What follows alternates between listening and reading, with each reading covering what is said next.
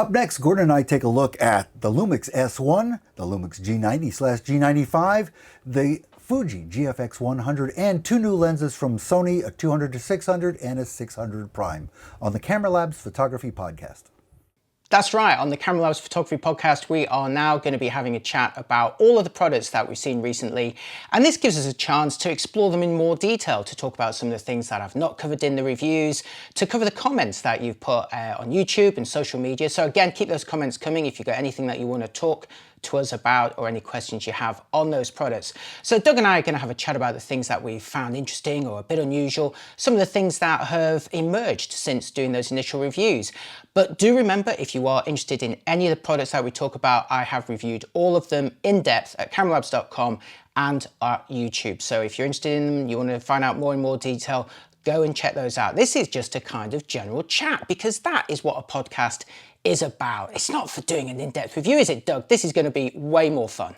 Yeah, Gordon, I'm looking forward to it. We've been away from each other for a long time, and now we're getting back into the game, so here we are.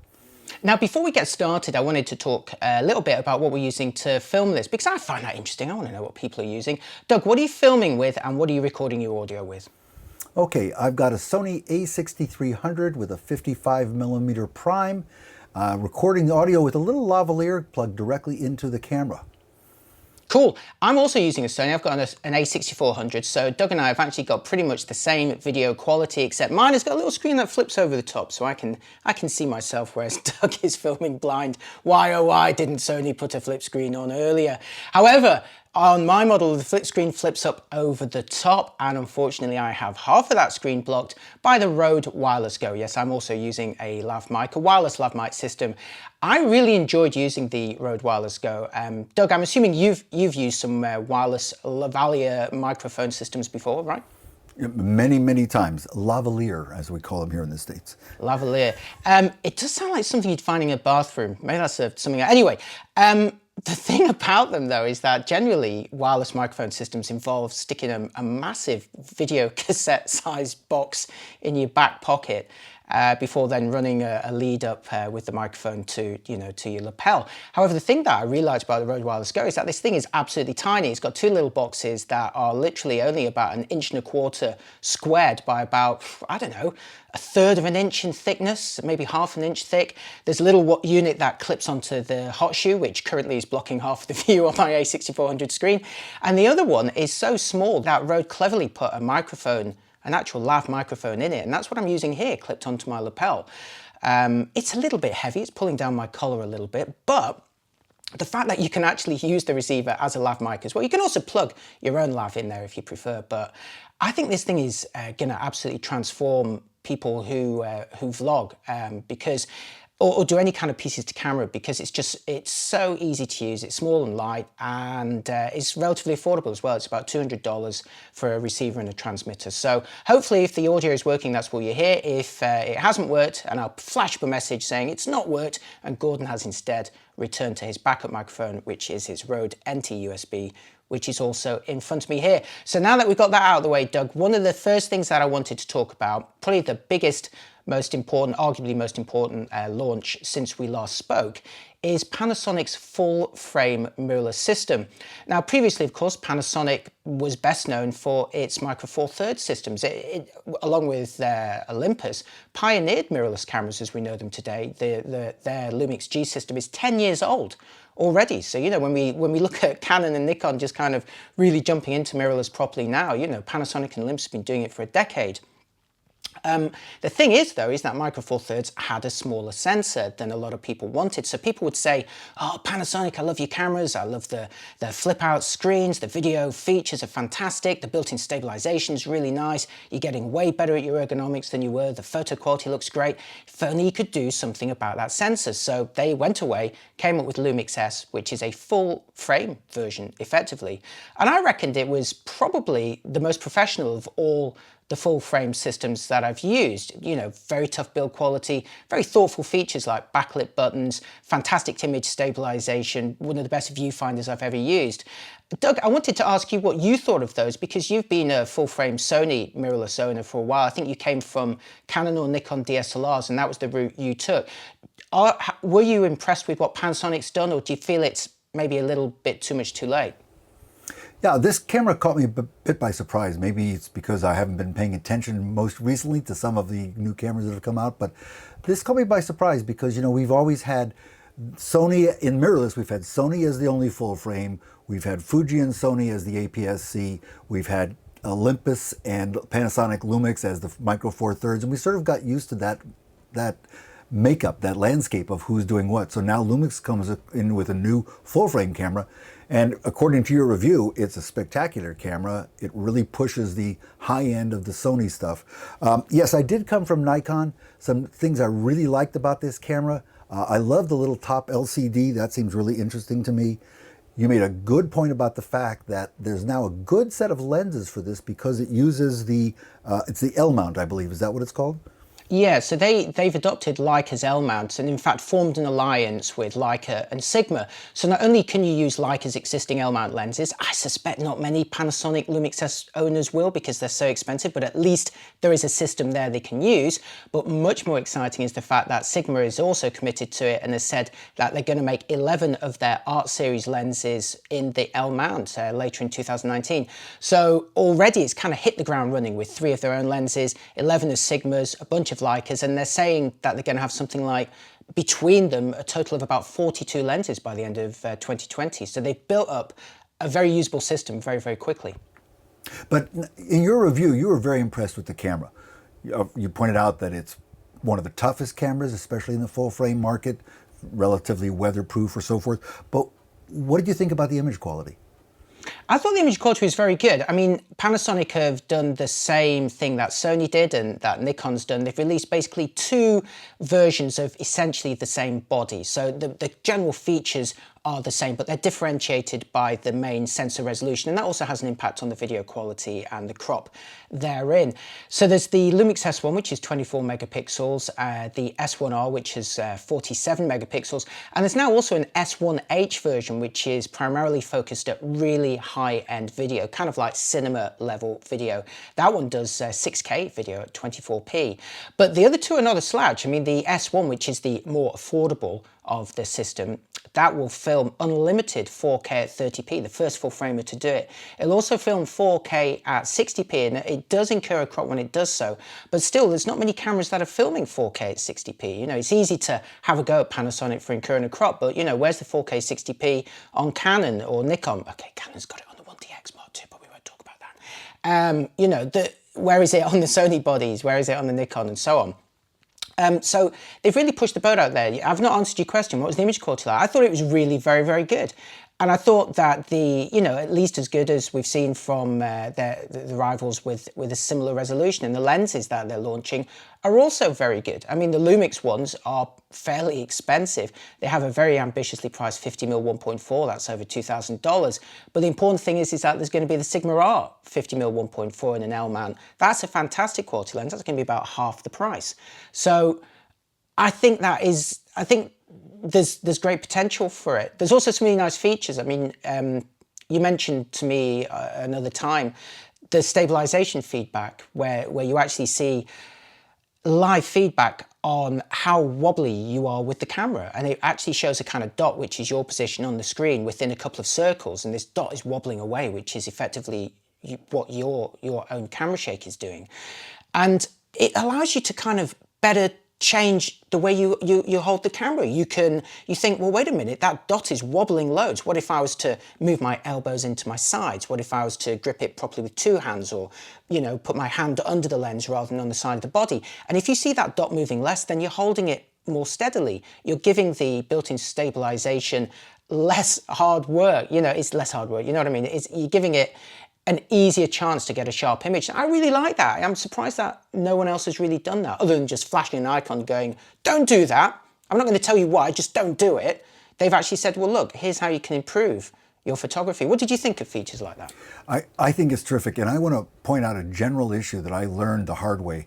When you're using a long lens with image stabilization, you have to watch out. If you're exceeding the limits of what the stabilization can compensate for, you may actually be worse off with the stabilization on. I was photographing whales a couple of years ago with a fairly long lens, and I couldn't figure out why everything was so blurry, and it turned out that the movement of the boat was such that the camera couldn't stabilize, and it kept trying, and therefore it actually blurred the image. When I turned off the image stabilization and used a higher shutter speed, I got much better results. So that's something to look out for. And this little dot in the viewfinder, that if you look at Gordon's video, you can actually see this little dot jumping around. It's pretty cool. That can help serve as an indicator to you of when you're sort of out of the range of what your stabilization can handle. And of course, that's worse with a longer lens. Yeah, exactly. I mean, I think we rely on this technology so much. We think that, oh, it must be working, but it's nice to see how well it's working or how close you are to it not working. Two things I want to mention on this. You know, we always think of Panasonic Lumix as being the leader in terms of video because they have such a heritage of good video products.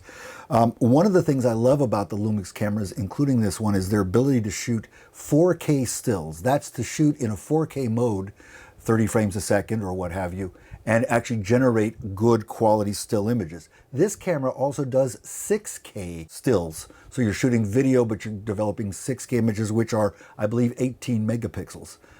That is a marvelous feature. It works much better than I think most people realize. Yeah, I mean, the 6K photo mode was already on models like the G9 in the Micro Four Thirds world, but of course now you have it on full frame, so you're getting all the benefits that full frame is giving you over those smaller sensors. And as you say, Doug, it's really useful to be able to, well, shoot at 30 or even 60 frames per second if you're shooting in the 4K photo mode and putting up with, say, low resolution 8 megapixel images. It lets you not only just capture a massive burst, but do clever things like pre-buffer the last second's worth of footage. I use that all the time for capturing the moment a bird takes flight. My reactions at my age are not fast enough to catch the exact moment that the bird's wings flap out and it just leaves the perch and it looks fantastic. I get it about a half a second later when it's already left the frame.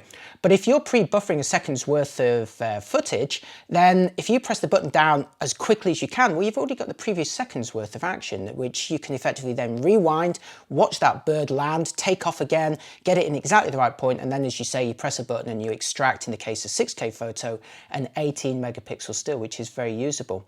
So it's really nice to see those. I really wish Panasonic the best of luck with this. I hope it's not left it too late.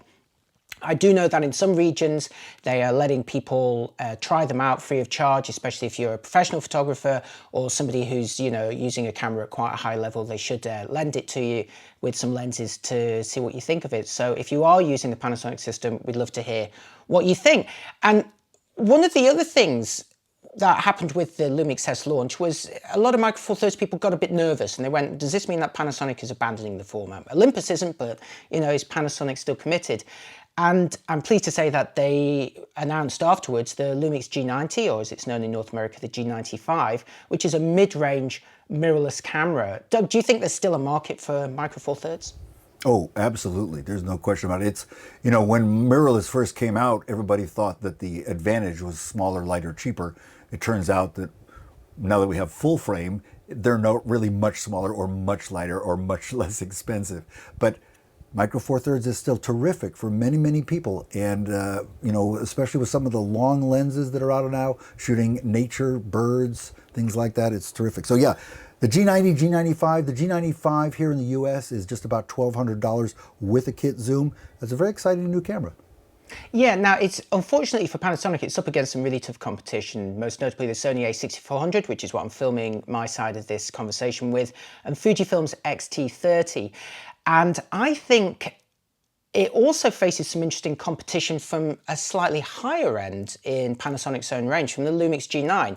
Now, as we all know, when a camera first comes out, you have to pay full price for it, the full retail price. Then after a certain number of months or a year or so, or depending on what the market's like, that price gradually reduces to something more affordable. Now, the G9 is a couple of years old now, so that is already at quite a discounted, affordable level. The G90, G95 is a very new camera, so it's still at its launch price. And at the moment, or at least at the time that we filmed this video, the price between them is not huge. In fact, the G9 without a lens is about the same price as a G90 or G95 with a lens.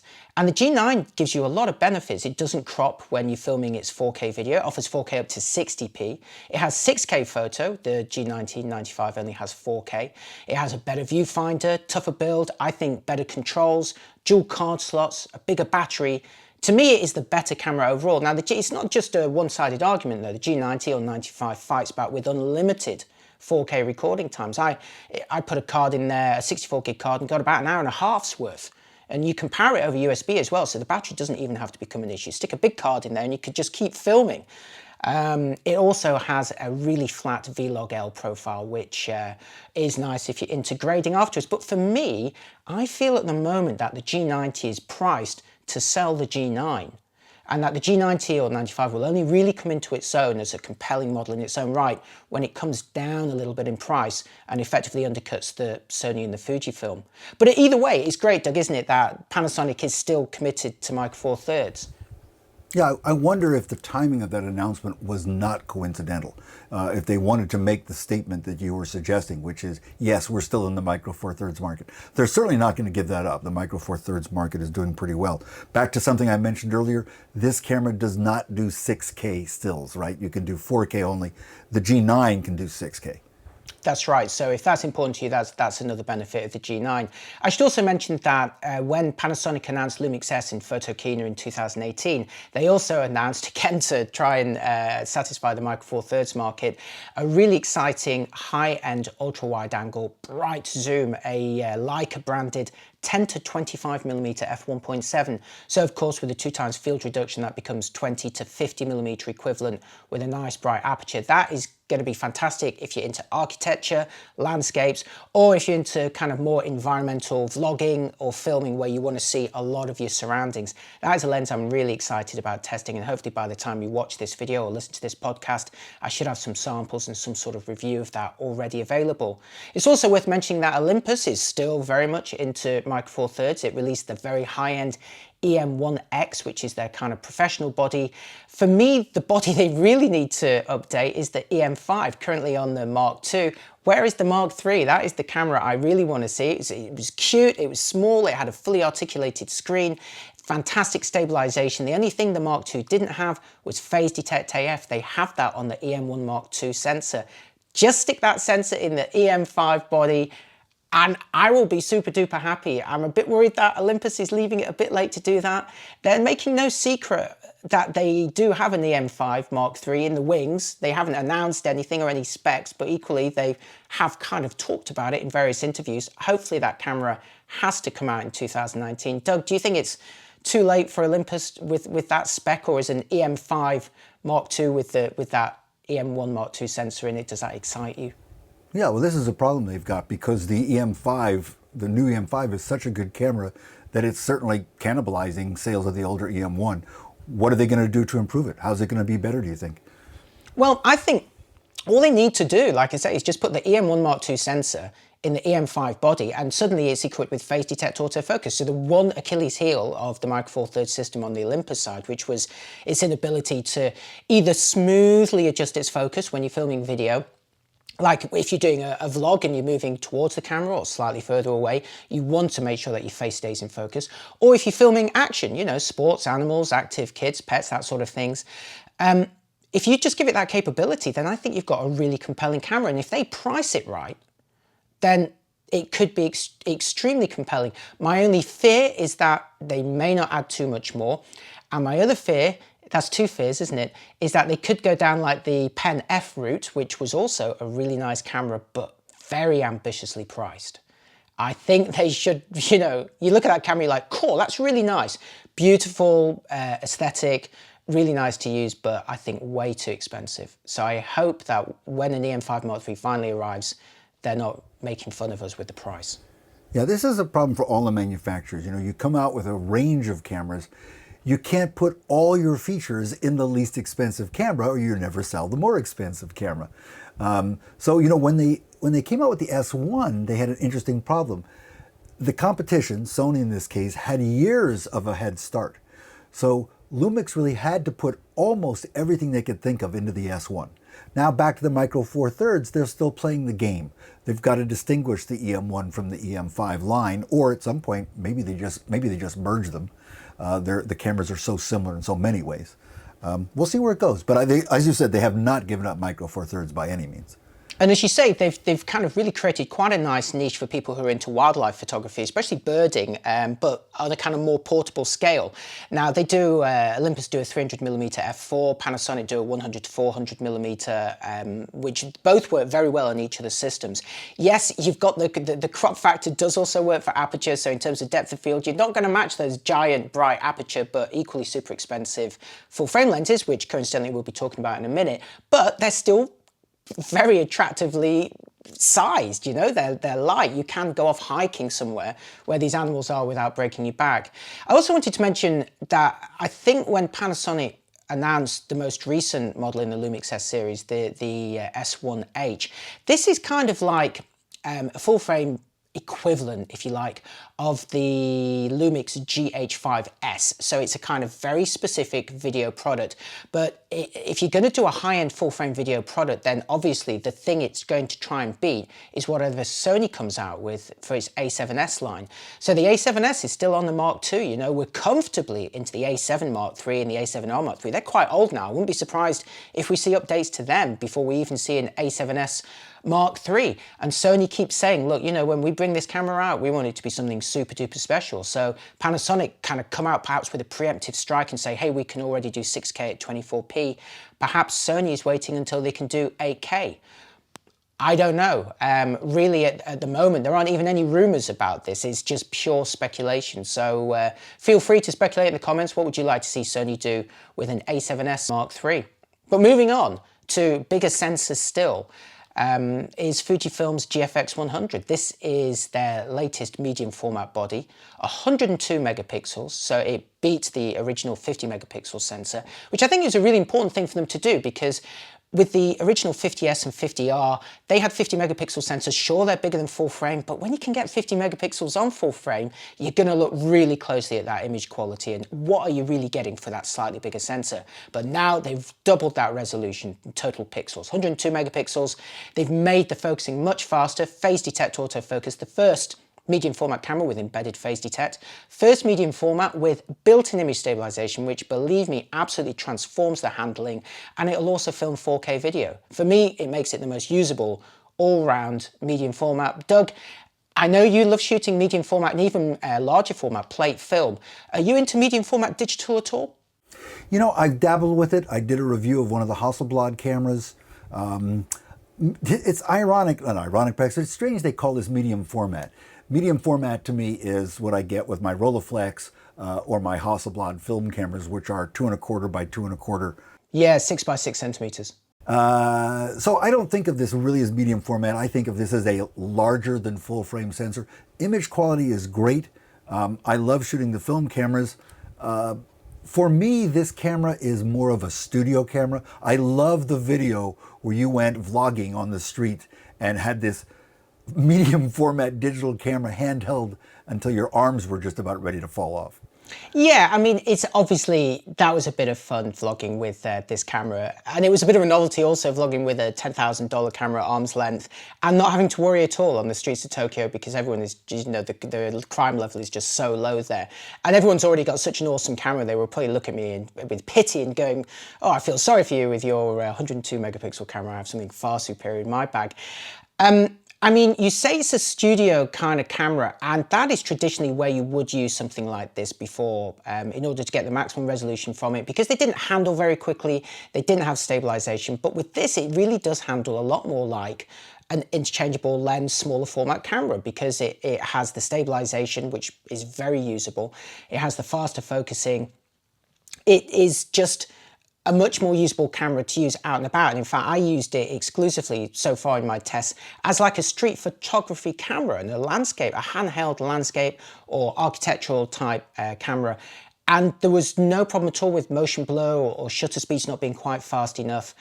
I think the thing that's interesting is that you're kind of criticizing the sensor for not being as large as the films. And it's interesting and important to note that with full frame cameras, the size of the sensor, which is about 36 by 24 millimeters, is the size of 35 millimeter film. So digital did match that frame size. But with medium format, see, the thing is, these sensors are very, very expensive.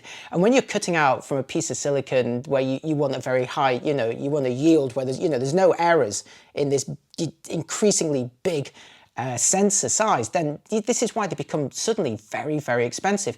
So Fujifilm's GFX format uses a sensor size that, I'm looking at my notes here, I don't have it off the top of my head, 43.8 by 32.9 millimeters. So compare that to 36 by 24, which is full frame. So yeah, it's, you know, it's not even a centimeter bigger in each direction.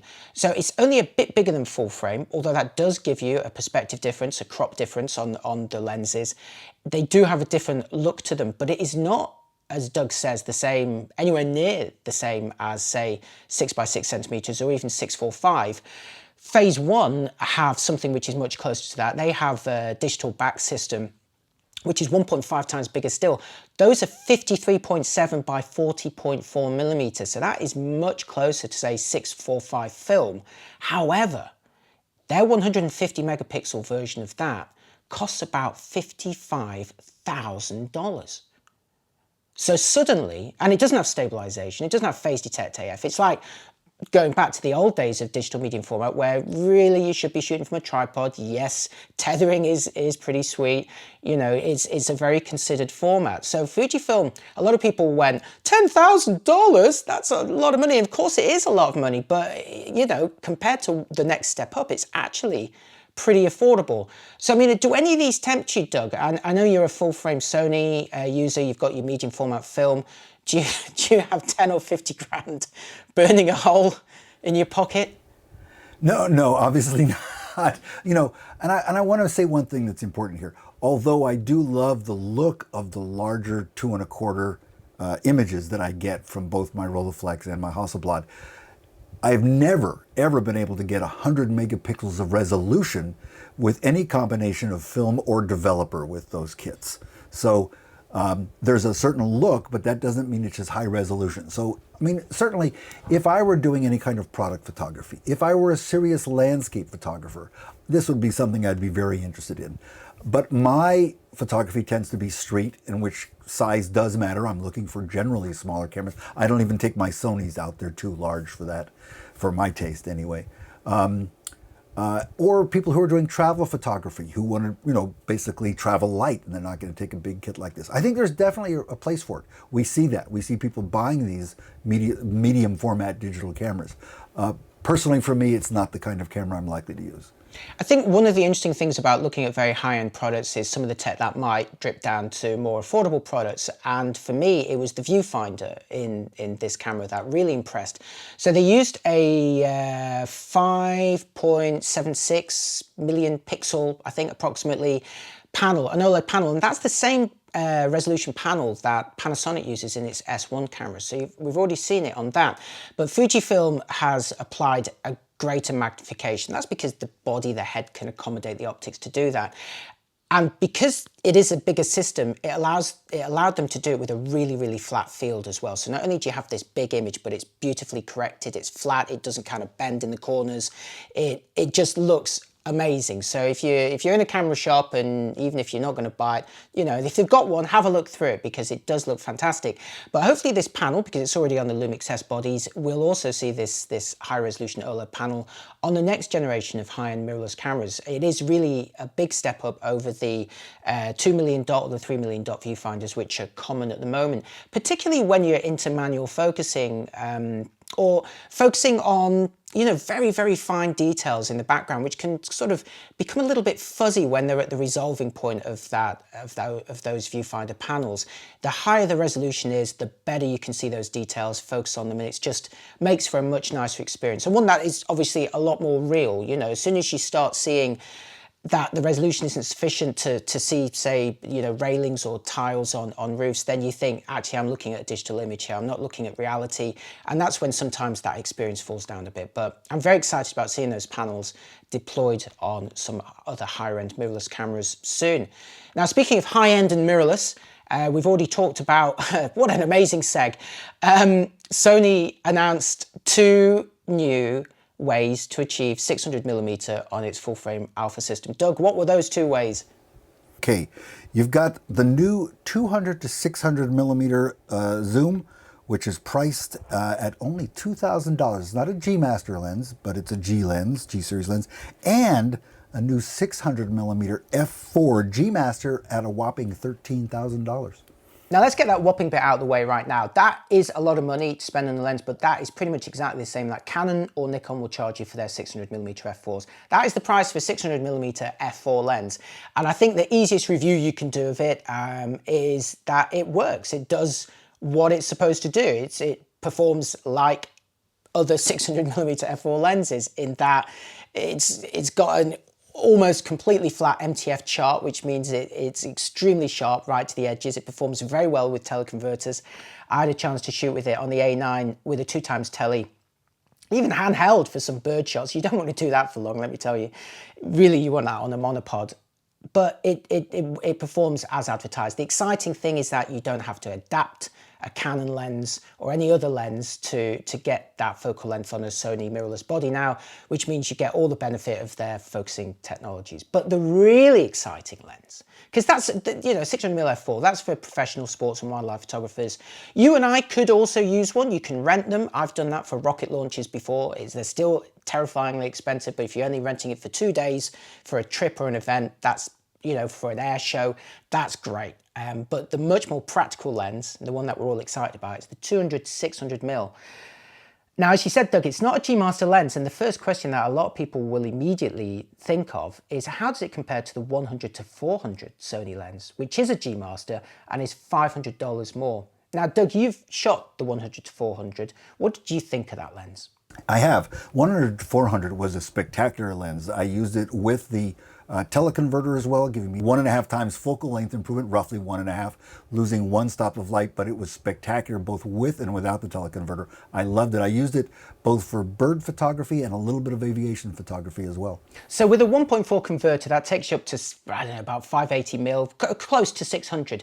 Was that long enough, or did you go, because when it comes to bird photography, it's like you can never get long enough, can you? Did you find that range long enough for you? I found it good enough for me. I am not a serious bird photographer. People I know who are, they like 600mm focal length or that 300 on the micro four thirds, which is the equivalent. For me, 400 or 580mm was plenty. Okay, so let's sort of compare these lenses, because that's the thing everybody wants to. And I already had a ton of comments on my 200-600mm preview video, basically asking this. So the 200-600 isn't a G Master lens, and just casually looking at the images, I've not done a direct side-to-side yet. Hopefully by the time you watch this or listen to this, you'll have more information to look at Cameralabs.com. But just casually comparing them, I would say the 100-400, that's the G Master lens, is slightly higher contrast and slightly crisper than the 200-600, especially when you get towards the 600mm, like a lot of super telephoto lenses, that contrast reduces, becomes a little bit softer, but still nicely corrected across the frame. It's consistent. So that means you could boost the contrast and the sharpening in post and still end up with something that looked pretty good. It's optically slower. The 200-600 is f5.6 to 6.3. So that's sort of roughly comparable to the Sigma and Tamron 150-600s. In comparison to the 100-400 Sony is f4.5 to 5.6, so that one is a little bit brighter. One of the bigger differences that could actually make the decision for you is the 100-400 has a much closer minimum focusing distance, making it much more practical for portrait work, whereas the 200-600 is almost like double the minimum focusing distance, which makes it kind of more geared towards wildlife and sport and less so for portraits. So I think the 100-400 is a kind of more practical all-round lens that's also better quality. But the 200-600, if you want that extra reach, is giving it to you at quite an affordable price. Because remember, if you want to match that top focal length, you're going to have to add a 1.4 converter to the 100-400, which adds another $500. You're up to $3,000 compared to $2,000. That's quite a big difference. And the other thing you might want to try, and this is something that I'm really looking forward to trying, is don't mount it on full frame. Mount it on an APS-C body like the A6300 or the A6400 the cameras Doug and I are using. That gives you a 1.5 times field reduction. So that 200-600 would become 300 to 900, right? And now that would be a nice lens to have for bird photography, and you're not having to use a TC on that, are you? So it's pretty exciting. And again, it's nice that we've got the choice. I mean, Sony now has 51 lenses in its E-mount system. 31 of those are full frame. This system is really growing now. And every time I meet with them, whenever they announce new lenses, it's like, well, let's have a think about what lens should you do next? What lens would you like to see Sony do next, Doug? What are they missing? That's a good question. You know, I've thought about this. I've scratched my head. I don't find much that's missing from the Sony lineup. You know, I'm generally using wide-angle primes for most of my work. I love the 85mm f1.4. The f1.8's also good, but the f1.4 is a spectacular lens for portrait work. So, Gordon, I don't know. What would you like to see them add? What do you think they're missing? I'll throw it back to you. First of all, you could be greedy. Having seen the G Master lenses like the 85-1.4, which is one of your favorites, the 135 1.8, I think it is, and that, especially the 24mm f1.4, especially that lens, because it's lighter than you'd think, it's optically better than you'd expect, the price is good in it as well, and it kind of raised the game and made me kind of look back at some of their older lenses, not that old, but older, like the 35mm 1.4, and go, crikey, you know, I wish there was a G Master version of that, and also maybe a 50mm. And in fact, maybe also that 90mm macro. All great lenses, but could be even greater. So I think there's room for them to possibly do G Master versions of some of their existing ones. But if we're talking about a new lens, I think there's room for a really fast, very wide prime lens, like around the 14mm mark. Something like a 14mm f1.8, if they could do it, would be amazing. And there are some of these lenses available in manual focus designs or third-party designs. Astrophotographers love lenses like that. And I know that's getting quite kind of specialist, but that's the point you're at when you've got 30 to 50 lenses in your system. You start looking at more specialist options. So I'd like to see a really bright 14mm, even an f2.8. I mean, that Canon 14mm 2.8 is a very popular lens with them. Looking at the other end, the longer end, I think that, you know, now they've got a 600mm f4 and a 400 2.8. Professional sports photographers are really taking this system seriously, but they still want a 300 2.8. They still want a 500 f4. But ultimately, don't forget, don't neglect your APS-C owners. You know, Sony keeps releasing really nice APS-C bodies like the A6400, which is what I'm filming this with, but it just keeps releasing kind of, yeah, you know, okay zooms. Yeah, they're okay. They're all f3.5 to 5.6, you know. Let's have something exciting. You know, Sigma's got a 56mm f1.4 prime. That's great on the Sony bodies. They've also got their, I think it's 18 to 35mm 1.8 zoom. Something really innovative and exciting, but designed specifically for the APS-C format. I feel that's something that Sony and also Canon have neglected on their APS-C bodies. And that's what I love about the Fujifilm X system. Because there's no full frame option, all of those lenses are designed for APS-C. So they don't have to be as big and heavy or expensive as they would if they were for full frame. They don't have to have a lens that performs double duty. It's only ever designed for APS-C. I would like to see Sony and Canon do more of that specifically for APS-C bodies. That was a very long answer. Well, I think you're right, because the APS-C cameras in the Sony line are still selling very well. A lot of people don't need to go to full frame for any particular reason. Listening to what you were saying there, I agree with you. One lens I would love to see would be a 50mm fast G Master lens. That would be a great lens. I would probably purchase that lens. But back to these long zooms that we've been talking about. I've had time to think about it since watching your video when you first looked at the 200-600. And I'm going to tell you that I am probably going to go for the 100-400 with the teleconverter. It's an extra $1,000. I recognize that it's 50% more combination, but I think the 100-400 is a generally more useful lens for most of what I would shoot. The 200-600 is already too long. 200s, you said, you know, the difference in close focusing, but 200 is already awfully long for portraiture. I don't think that's a great focal length. 100 is almost pushing the limit. You know, 85 to 135 is sort of the range that's perfect for portrait. But for me, the 100-400 is going to be much more useful general use lens than a 200-600, and that's probably the way I'll go. I agree, and it's also a high quality lens, lest we forget. So I think you're making the right choice there. The 200-600 is much more of a specialist product. One thing that I did like about it though, and this is the thing that really surprised me when I was shooting with it, was that Sony have designed it with a very short throw, very short angular turn on the zoom ring. You only have to turn it by about 70 degrees to get from the shortest focal length to the longest focal length. Now, when you design a lens like that, the shorter that throw, the more torque it needs in order to push those elements back and forth. So it should be actually harder to turn the shorter the throw. But to me, it felt really, really light. It felt like, do you know when you've got a car with power steering, an old car, and the power steering fails? And you try and turn that steering wheel and you're like, whoa, this is really hard. I had no idea it was, and then it kicks back in, you're like, ooh, oh, that's so easy, it's so light.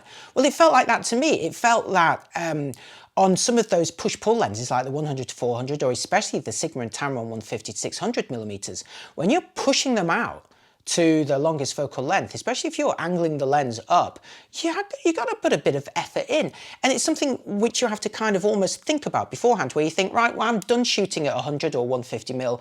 Now I'm going to do some shooting at 600 or 400. I'm going to zoom it in and I'm going to stay like that for a bit, right? And now now I'm going to go back again, like that. Whereas with the 200-600, it was such a smooth and light motion. I was literally just flicking it back and forth with like my finger and my thumb, rapidly going between 200 and 600mm, which really transformed how easy it was to follow unpredictable action, like if you're following football or soccer, you know, tennis, or of course wildlife. It's not just constantly coming towards you or away from you, it's darting back and forth. In the case of ball sports, where's the ball gone? Someone's kicked it off the frame. You can just zip to a wider focal length. There it is, I've picked it up again, zoom back in again. I found that really usable, and that is one of the benefits it has over the 100-400. Plus that kind of feeling in the back of your head that when you've got a push-pull design, is it sucking any dust or moisture into the innards? I don't know, is it? Are you worried about that? Oh, I think about that, and you call it push-pull. Now that's the Sony, the 100-400, you're still rotating the ring to get it to zoom. Yes, but it does extend. The barrel does extend, yeah. Yeah, the 200-600 has internal zooming. It doesn't extend the barrel of the lens. And yes, with the 100-400 or any of the zooms where the barrel goes in and out, it may not be logical, but I worry about dust and moisture getting in there. It seems less weather sealed. I mean, how could it not have a way for things to get in at that point? So yeah, I think about that. However, again, both very good lenses, aren't they? Yeah, maybe it's like Ant-Man, who has to, you know, he's trying to get inside, but the gap is too small. He has to go to the quantum level. And on that bombshell, that is the end of the Cameralabs Photography Podcast. So what do you think of our new format, where Doug and I have a nice friendly ramble chat about all sorts of things that have interested us since the last podcast? And that's the way that we're going to run these. So if you've got any comments, things that you'd like to have us talk about or discuss, then leave them in the comments for this video, or indeed any of the other videos, because we're going to be monitoring those for the next podcast. So let us know what you'd like to see more or less of, and we will try and accommodate that. Unless, of course, you say we want to see less of Gordon and Doug, in which case I can't accommodate that, because it's all about more Gordon and Doug. That's what we're trying to do here. But even if you want less Gordon and Doug, please go to Cameralabs.com, read Gordon's in-depth reviews, watch the detailed videos on each of these, and most important, well, maybe not most important, buy us a cup of coffee. Believe me, I'm in California, it's early, I need the coffee. Gordon's in the UK, he needs the coffee. Can always do that. And also, Gordon, what are those things over your shoulders there? What are those two little books there? Those are my in-camera books, which teach you all about photography without post-processing. It can be done, really. You don't need to buy lots of Lightroom filters. You can if you want, but you don't need to, and that's what this book's all about.